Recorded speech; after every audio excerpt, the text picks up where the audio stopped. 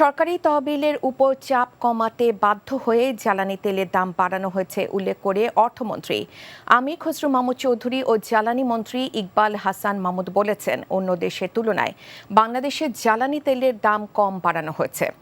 আজ সচিবালয়ে তারা দুজন এসব কথা বলেন। বাংলাদেশের জনগণ ও অর্থনীতির উপর অতিরিক্ত চাপ সৃষ্টি হয়, IMF এর এমন কোনো শর্ত মেনে নেওয়া হবে না বলেও জানান অর্থমন্ত্রী।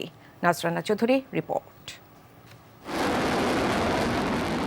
ইরান ইসরায়েল যুদ্ধ পরিস্থিতিতে বিশ্ববাজারে জ্বালানি তেলের বাজার ঊর্ধ্বমুখী হলেও বাংলাদেশে গত এক মাসেরও বেশি সময়ে জ্বালানি তেলের দাম বাড়ায়নি সরকার, বরং ঘোষণা ছিল মে মাসে বাড়তে পারে জ্বালানি তেলের দাম। কিন্তু হঠাৎ করেই শনিবার রাতে জ্বালানি তেলের দাম বাড়ানো হয়। এ বিষয়ে জ্বালানি মন্ত্রী ও অর্থমন্ত্রীর দাবি, বাড়ানোর হার নগণ্য। সারা বিশ্ব তেলের দাম অ্যাডজাস্ট করেছে, এমনকি আমেরিকাও $5 বাড়িয়ে দিচ্ছে। তো সেইখানে আমরা বাংলাদেশে গত এই যে যুদ্ধ লাগার পর থেকে আমরা যে ইম্পোর্ট করে স্টক তৈরি করেছি, তার যে দাম পড়েছে সেই দামের থেকে নিচে আমরা এখন প্রাইস অ্যাডজাস্টমেন্ট করছি। এটা করতে বাধ্য হয়েছি আমরা, কেননা এটা বৈদেশিক মুদ্রাতে কিনতে হয়। IMF এর সাথে দাম বাড়ানোর কোনো সম্পর্ক নেই। তহবিলের উপর এত প্রেশার আসতেছে, আমাদের তো বাকি প্রোগ্রাম চালাতে হবে। দেশের অর্থনীতি চালাতে গেলে আগামী দিনে বাজেট আসছে, তাই না? সুতরাং এটা মাথায় রেখে আমাদেরকে এই সিদ্ধান্ত নেওয়া হয়েছে, তাও খুব কম বাড়ানো হয়েছে। মূল্যস্ফীতি তো বাড়তেই পারে, আবার নাও বাড়তে পারে।